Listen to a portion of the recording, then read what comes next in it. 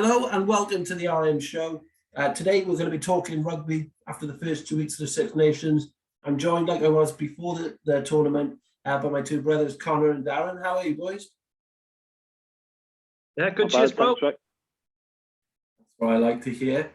So we've had 2 weeks already then, the Six Nations, but we'll do the podcast now in between the weekend break before we go again next weekend. What have you thought about it, Con? How have you found the tournament so far?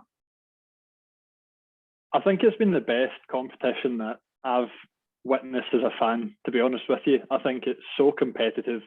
The only team that's undefeated now is France. Like Italy, like obviously they're the opposite end, but between Scotland, England, Ireland, Wales, like you've got a really, and France as well, obviously, you've got a really good competition going there. So I think it's I think it's great.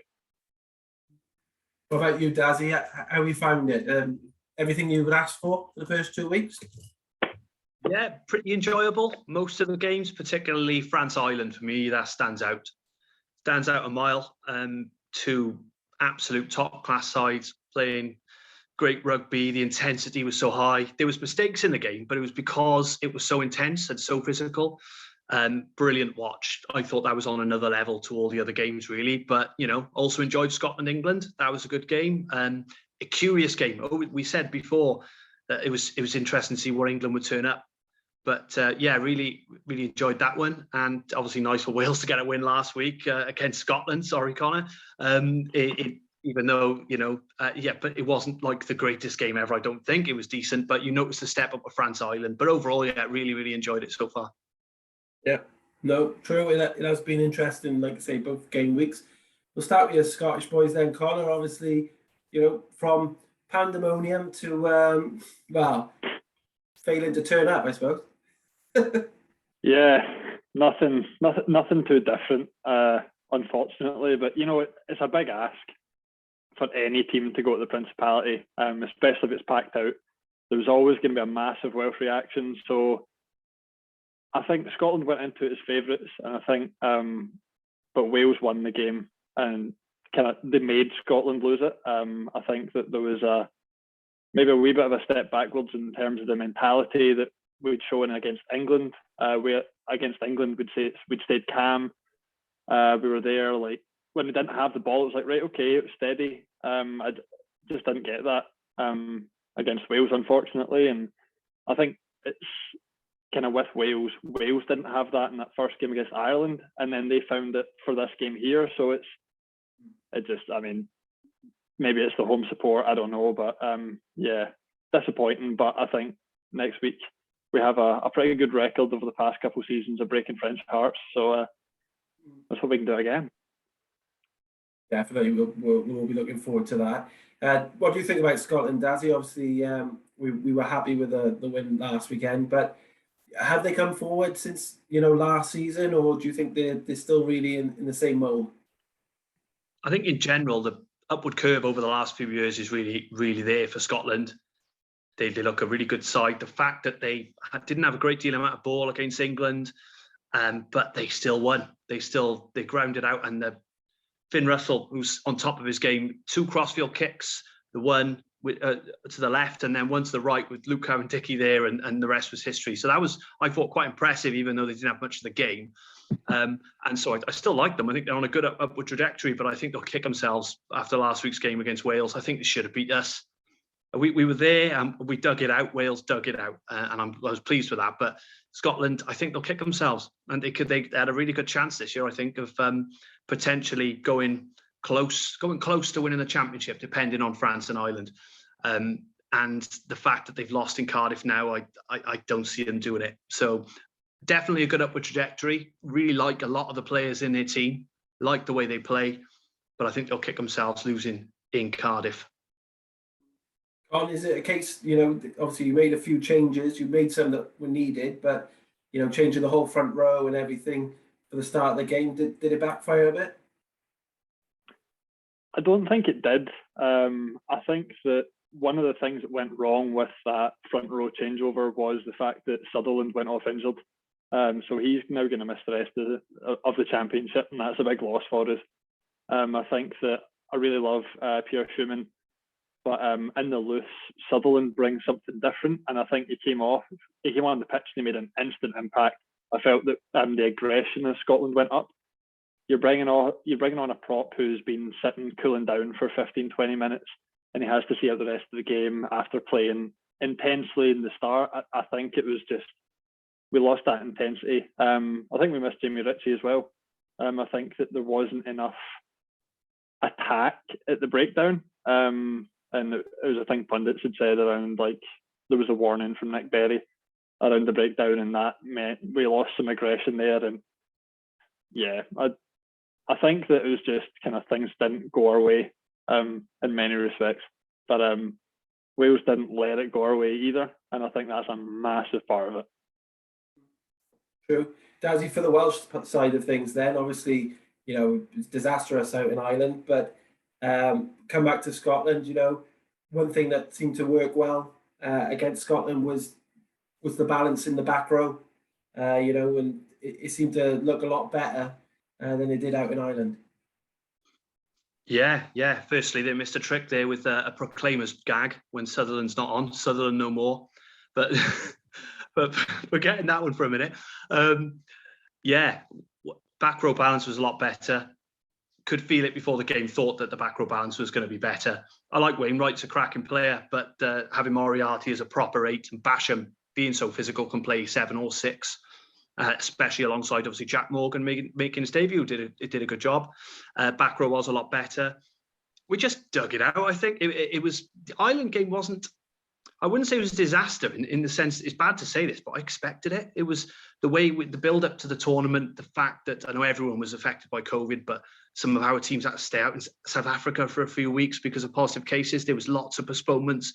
There was just no preparation. Maybe the fact that our regions are just not doing that well has finally caught up with us. We've been kind of going against the grain for so many years, where we've still been performing, winning championships, winning Grand Slams, even though our regions are, you know, for example, not a patch on the Irish regions, and even sort of Edinburgh doing great this year and things like that for Scotland. Maybe that's caught up with us a little bit, but even so, we just go against the grain at international level. So it was nice, obviously, to get the win. That was the most important thing last week. As ugly as it came, the most important thing was the win. And it was great to see. But our performance is going to have to go up a good few notches at Twickenham, I think, next week. But in general, I think it's about all I could have hoped for, because I thought we were going to lose to Ireland fairly comfortably, and I thought Scotland was going to be very tough, and I thought Scotland would edge it. I knew it would be close, and we won. So I've got to say it's probably slightly better than I expected, or about what I expected. True, Con. Obviously, from your point of view, then the forwards. Everyone talked about how well the front five did in the back row, but that's 2 games now where really you can't mention one Welsh back that's actually done anything. I disagree entirely there. I thought that the introduction of Owen Watkin to that starting 15 was absolutely what was needed. I think that his attacking game has come on leaps and bounds. He's went away. He's taken on PVAC's feedback, and he showed it against us. Like, he was absolutely so hard to contain. So I think that you mentioned as well, just kind of touching in the back, Ross Moriarty. I think that there was some key additions to that Welsh side, and so Ross Moriarty, Owen Watkin, and off the bench Jonathan Davis as well. I think that all 3 of them, the thing that they share in common is that they were there under Gatland, they were there under Sean Edwards. They've got that grit, that ability to just grind out games the way that they did against us. And I think that saying Wales ground it out maybe does them a little bit of a disservice, because I thought that there was a lot more attacking shape than there had been. And I would say Owen Watkin was really quite central to that. I think that there was some penetration in the midfield that Wales haven't been getting, that he managed to bring. Maybe not by barging through people all the time, but I think it worked. Yeah, I agree that Owen Watkin was a good call. I do agree with that. I think that he did improve it. And interesting, I think Moriarty, like we said, definitely improved the balance, the back row. John Davis did his job when he came on defensively. I'm not sure if he's there. He's not quite probably what he used to be. Immediately. Yeah, he did. He did his job defensively. And it's not like, I love the way Pivac wants to play rugby. I think, it worked at the Scarlets a few years back brilliantly. Obviously, rugby moves on, you've got to adapt. But so I love that. And I want them to continue with that. And we won the championship last year. I want it to work building towards the World Cup. But it felt like we had to work incredibly hard. And I know Scotland are a good team, and that's why. But we're not like a well-oiled machine at the moment. I think 10's the issue, isn't it? Like, we've talked about it before. But Dan Biggar, absolute titan. But Dan Biggar wasn't there all game. He had a gammy knee. He didn't want to come off. He should have come off, and Sheedy should have went on. I think that confidence-wise, with an eye in the future, not letting Sheedy on during that match earlier was maybe a mistake. Because you're like, no, we're going to stick with a gammy-kneed 35-year-old over a young 25-year-old who won the championship essentially for Wales last year. People seem to forget, or forgot the role he played in 2021. And yeah, he's fallen off form-wise, but Pivac needs to start giving him the reins. Otherwise, there's going to be big issues. Yeah, no, I'll allow Owen Watkin. Yeah, he did do a lot better, don't get me wrong, than the Josh Adams Tompkins against Ireland. So yeah, he was good. But you're thinking about that back line. You're right, we did have more front ball, but I'm thinking of the forwards doing that. It was Will Rowlands jumping in. It was, the back row trying to go through rather than Lewis Rees-Zammit or Liam Williams or who was even on the other wing. I don't even remember who was on the other wing. So this is Cuthbert, that's right. Yeah. So it nearly I was kicking myself when he nearly got that try. That would be very embarrassing for Scotland if they let Cuthbert score. Yeah, definitely. He held it in his wrong hand for too long. He held it in his right hand too long, and then he could, should have transferred it. Sorry, I forgot to say it when we were talking about Scotland. Darcy Graham, he's absolutely come into his own in this championship. I cannot stop raving about Darcy Graham. Just about every single big moment that Scotland have had in the past 2 games, Darcy Graham's been involved. He's a wee guy, but he's really coming into his own. I forgot to give him a shout out earlier. That's right. He's very good, but he shouldn't have scored that try. There's no way Rees-Zammit should have not stopped it. He should have. He's a wee guy. He reminds me a bit of when Shane Williams started to hit his peak. He's not quite there. I'll be biased when Shane was at his absolute peak. But Darcy Graham, I agree, Connor. I think he was one of the difference makers in the England game. One of the major reasons why you actually got over the line and won. Yeah, he looks like he's really on top of his game at the moment. He's better than Doohan. Mike was better than Doohan. Yeah, different player, but yeah. I think we'll agree with that. But yeah. All right, so moving on from our countries then, let's go over to the Irish. Obviously, we praised them on the last podcast of how they play against the All Blacks in the autumn and stuff like that. They've obviously played well against France. They haven't lost by much, but again, does it just show that there's still Johnny Sexton not there, Daz, and look what happens. They lost a bit of composure towards the end of the game, but that's literally the only negative I can find. I think France away is a massive ask for anyone, as the All Blacks found out in the autumn. Two, like I say, France and Ireland, top class teams, are to me the best 2 in the Six Nations at the moment, and they came close to beating France away. They scored 3 tries. They did really well. And they found another little gem on the wing, Mac Hansen. He's just, you'd think that there was Jacob Stockdale was tearing up trees in that position, and then you had James Lowe, who had a brilliant year, and Mac Hansen's just come in and just starting to tear up trees as well. Brilliant. But no, the only thing I would say is they maybe lost a bit of composure towards the end of the game. But apart from that, I think Ireland convincingly beat us. They just see what I know. We're not going back to Wales now, but the carrying in their forwards is so much better. I know it was in the game against Wales. Obviously, they competed really well at our line out as well. But now I think Ireland have a cracking team with great depth, and they only just came up short against potentially the best team in the world at the moment. Dare I say it, in France? Yeah, Carl, I would say as well. One player that stuck out for Ireland at the moment, for his region and at international, is Ringrose. Seems to really come on the last couple of years.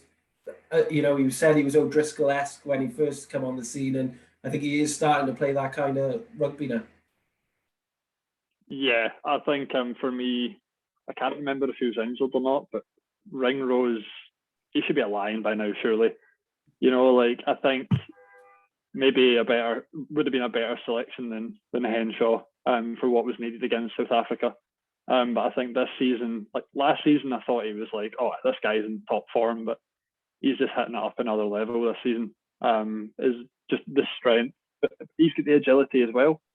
Yeah, absolutely fundamental to that Ireland side. I think he owns that 13 jersey. In Ireland, maybe haven't had that for a wee while, maybe since O'Driscoll. I think that, yeah, like kind of touching on the kind of lack of composure and the kind of closing moments. Similar similar to the situation with Wales, Sexton is owned that 10 jersey for so long that coaches don't want to give it to anyone else. Carberry was out injured, and you had this endless rota of different provincial players coming in to play 10 for Ireland. There's not been enough consistency about who that third choice is. So Carty, I think he's an absolutely amazing 10. I think that he should be involved in the Irish setup a lot more often than he is. But he's not had the reins enough, and throwing him in at 10 against France was always going to be a huge ask of him. And I think he probably performed as well as you'd maybe expect. So maybe a reason for the loss of composure, but also just that the French defence. You know, like Sean Edwards is all over it. It's disgusting. I was hoping that would be gone from the championship because it's such a frustration to play against. But yeah, but then again, you come back to players like Ringrose, Hansen, Tagbairn even, managing to break through that. And that's when Ireland were getting the front foot ball. It wasn't by trying to compete with these big physical guys because they're huge. You're not going to overpower them.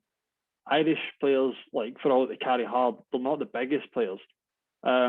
So the development of these kind of soft skills where you've got like Porter and Furlong shipping balls at the back and stuff, that's how you're breaking up defences. That's how defences are getting broken today. And I think that if teams can perfect that against teams like France, then I think they'll do better. And that's why I'm kind of fingers crossed for next weekend. No, like you said, they performed well in both games, didn't they? You know, obviously brilliant against Wales, and then just because they were playing France, like Dazzy says, is the reason that they probably are out 2 from 2 going forward. Con, obviously, move on to England then. Marcus Smith he's a gem, isn't he? He's got that 10 jersey. Like even when Owen Farrell comes back, if he's playing at 12 because what a hell of a player. Yeah, Smith's like it's kind of like a fairy tale rise for the boy, and I think he's taken to the test scene like a duck to water. He was fantastic against Scotland. It's just his ability, like in a spot that big gap, and just jerk through it. Like it was very good. It was so well executed. I think that he's bringing a lot more out of Ben Youngs as well.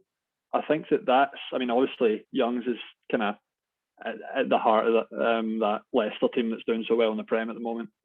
But yeah, like I feel that Farrell sometimes makes Youngs look worse than Youngs maybe is, kind of on reflection.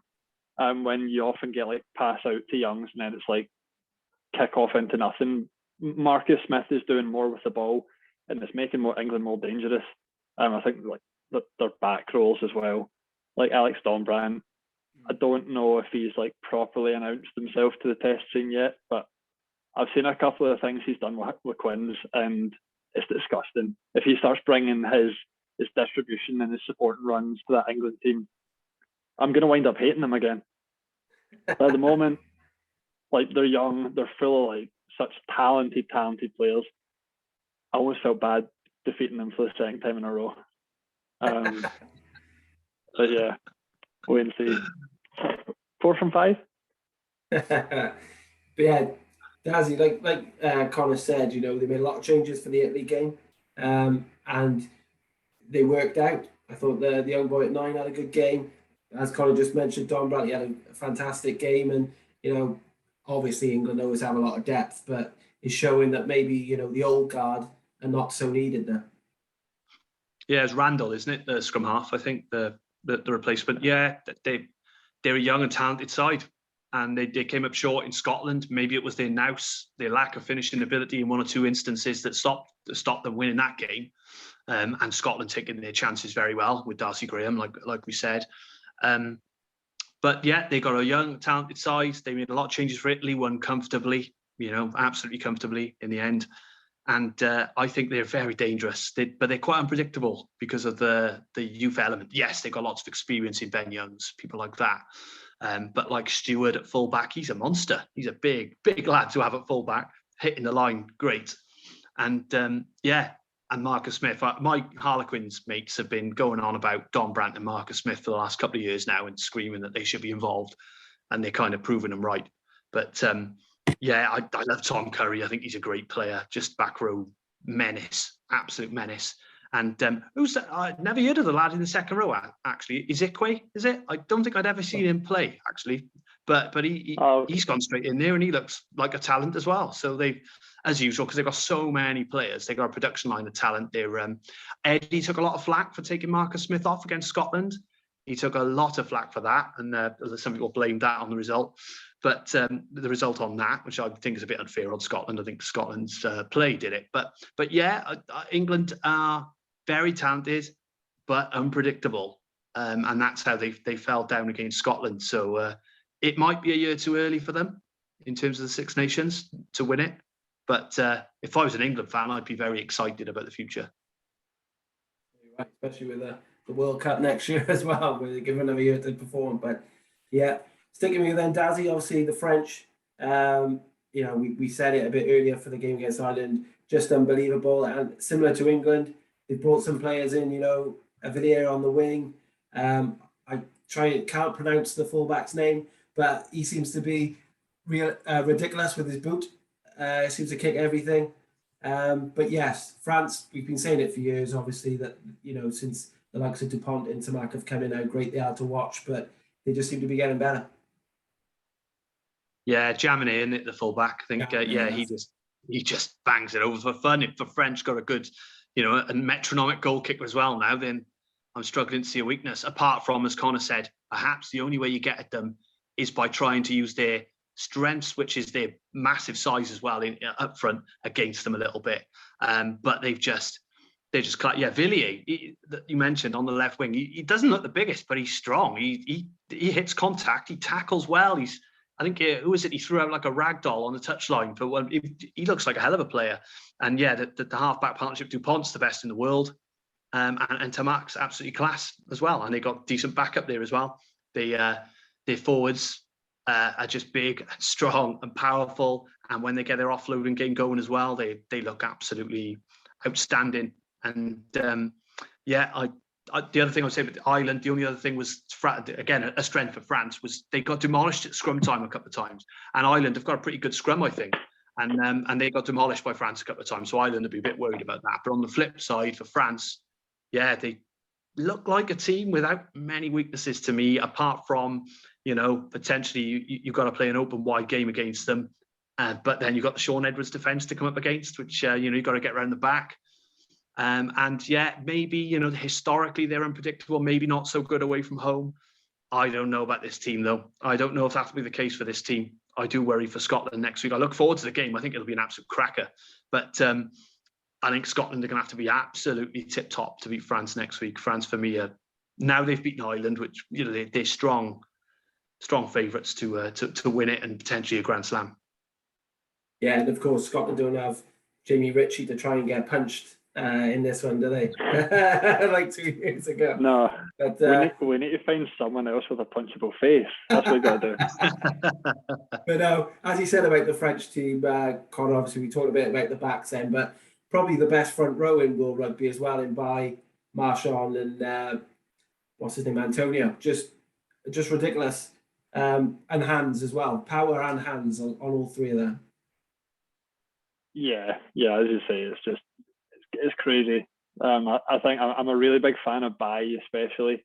I think he's, the past 2 seasons probably, he's really announced himself, and I think he's just a staple of that team. Marchand as well, like, so dynamic and so powerful as a carrier, but like you look behind them and you've got like Willemse, you've got Woki now coming into the second row, being that kind of lock six hybrid that's kind of popular just now. He's been doing fantastic. And then off the bench, you bring on Roman Taufifenua, who is another absolute slab of a human. That is like, I think it was, what game was it? I think it was the Italy game. I sat with Dad, and he was like, "They should put weight limits on the scrums.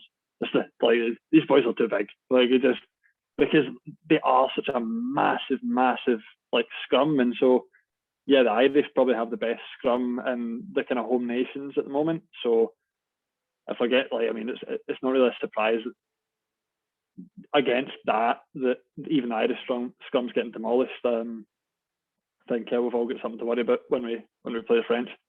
And then the back row as well. The back row riches of France are, I don't know, it always feels like they're kind of understated just how good the bench, the starting back row, like they went for the 6-2 split against Ireland.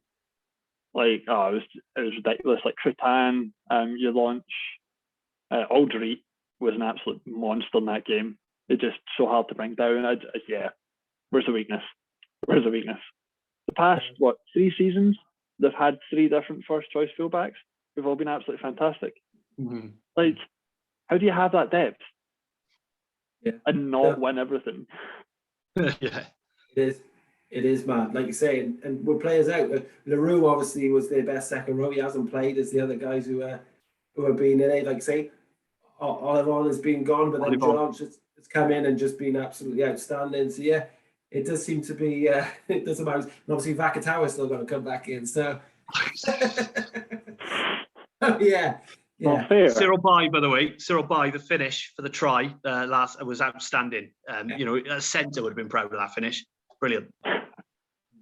Unbelievable. And Fico as well. Not many people talk about Fico. He gels it all together really well in the centre. He used to be more of a winger, I think, back in his younger days, but he's more of a 12, straight up, just gels it all together really nicely. That seems to be another one of these trends, isn't it? Where you're getting these like wingers converting to centres. So I'm gonna bring up my boy Chris Harris. Started against Wales 4 years ago when we were down there at the Wales Scotland game. He was on the wing. He had an absolute stinker. I was like, get this guy out the team. Then I was like, no, this man's a lion. So yeah, I think Fico has worked really well, and now he's the defensive captain for France as well. Absolute monster.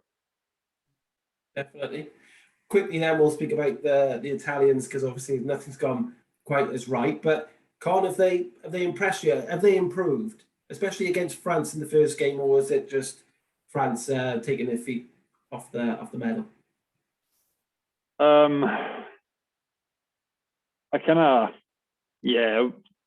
There's not really been anything yet. There's been small signs. I think that the thing that was being highlighted in that first game against France was that Italy never lost their intensity, whereas often they'd lose intensity with the bench. They'd start getting gassed, but that wasn't happening. They were still competing like in the 70th minute at the breakdown.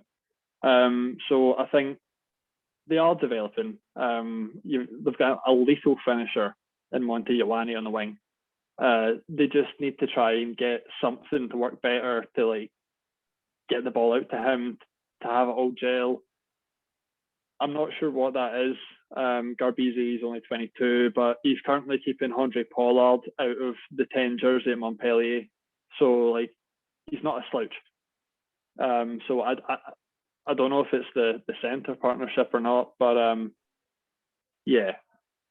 improving. Are we going to see a result this year? I don't know. Yeah, no, it's fair enough. Daz, obviously favourites for the wooden spoon again this year, of course, unless they beat us in the last game. I think they used to be known for they had a big pack. They were excellent up front back in the day, Italy, and they could like make that a difference maker. They had an excellent pack, and they had Diego Dominguez. And that kind of got them, and the Bergamasco brothers, that got them a few wins. And they literally, then that kept them abroad in the first few years of the Six Nations. Then they got a few wins, mainly against Scotland, but the odd one against us as well. but then they've lost that edge in the pack now. They no longer have got an edge over other teams in the pack.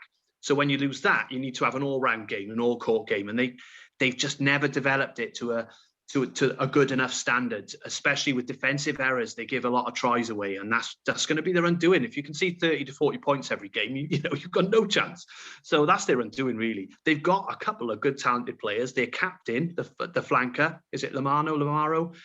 People well thought of. He looks like a good prospect. Got BC, as you say, Connor, playing at number 1, number 10 at Montpellier. They've got some good, and Ioane, I think, would get in at some other teams. And that's what sometimes a gauge. How many of their players would get in at the other Six Nations teams?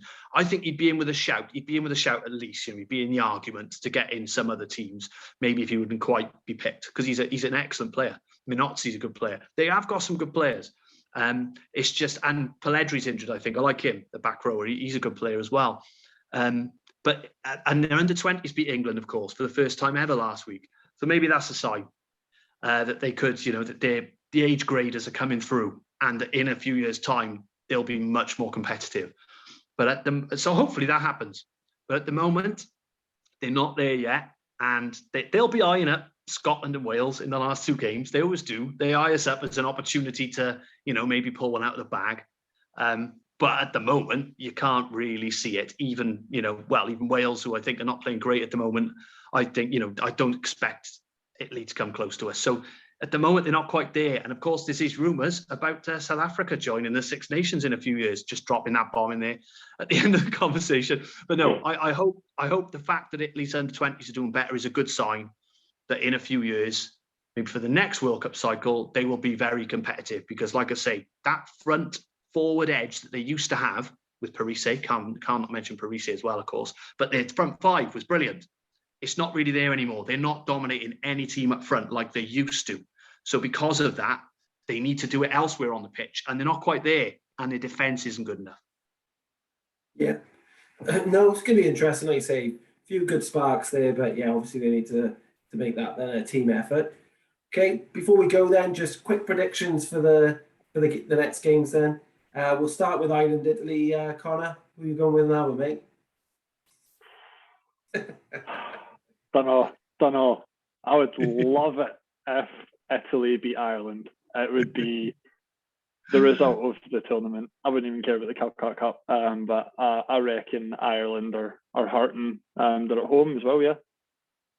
Yep. Yeah. So Ireland's going to win. Yeah, Ireland, yeah. You agree, Dazzy? Ireland for the win? Considerable margin. Yeah, I agree. Ireland win. They'll make a lot of changes, I would imagine, but still have way too much for Italy, I would have thought. I'll start with you with this one then, Dazzy. Wales at Twickenham. Can you see us pulling out a victory, or is this England team just a bit too good at the moment? I think, yeah, with the way we're at, with some key injuries and, not playing brilliant, it's going to be a big ask because England have got a lot of talent. But they are unpredictable. So we could stay in the game. We could, like we did with Scotland, because I'd say they're on more or less a par at the moment, England and Scotland overall. We're in there. We could stay in the game. So I think we have the ability to make it a good, close game. And my heart says I'd really hope we're the right side of the score line. But I'm going to go with England to beat us, I think, just. Right, you, Con, can you give us some Welsh spirit? So on paper, England wins. But here's the thing, though. Wales have an ability to grind out wins. There's players in there who can grind out wins and who have done so successfully in Twickenham, with a far more experienced team than the one they're likely to be facing. I think England are going to win, but I think that there's a high possibility that the emotion of the occasion, for a lot of these guys, this might be their first time in like a packed out Twickenham. That might be too much for them, like get too emotional, kind of the way that Scotland have maybe done in the past, like just get too into it. And if Wales are cold and calculated, like just watch it, like 79th minute, Alex Cuthbert repeating 2015, scoring a try, twin sticks. Let's hope so. Yeah, but yeah, on paper England win, but Wales can do it as well. Well, finally, quickly then, guys, Connor, start with you, mate. Scotland, France. Scotland. Yeah. Dazzy? I think we can do it. I'm going to go with France. France for me. And I'm starting to change my mind on England-Wales now. I want to say we're going to win in a very close game. It's just... yeah. Wales to win. There you go. But France to beat Scotland. Okay. Well, there we have it. There's the predictions. They're going to be two good games on the Saturday anyway, aren't they? They seem to be putting the best games on the Saturday and having a terrible game on the Sunday at the moment. But we'll have to see. We'll have to see how it goes. But cheers, guys, for being part of the podcast. As always, we'll try and do another one now. I think obviously we've got that game and then there's another break week. So maybe after the third game, we'll do one in the break week leading up to the 4th and 5th. But thank you for being part of the show as always. Always good to have your input on the Six Nations. And then, like I say, we'll catch up again in a week. To our viewers, thank you for supporting the show. Like I say, we're on YouTube. Keep on subscribing, liking and commenting on the case, and also follow our social media sites on Twitter, Instagram, and Facebook to keep up to date on when the videos will be coming out. But until next time, guys, I hope you have a good weekend. Obviously, not rugby free, but Six Nations free. And we'll catch up just after the third games. Cheers both. Take care. Thanks, Rick.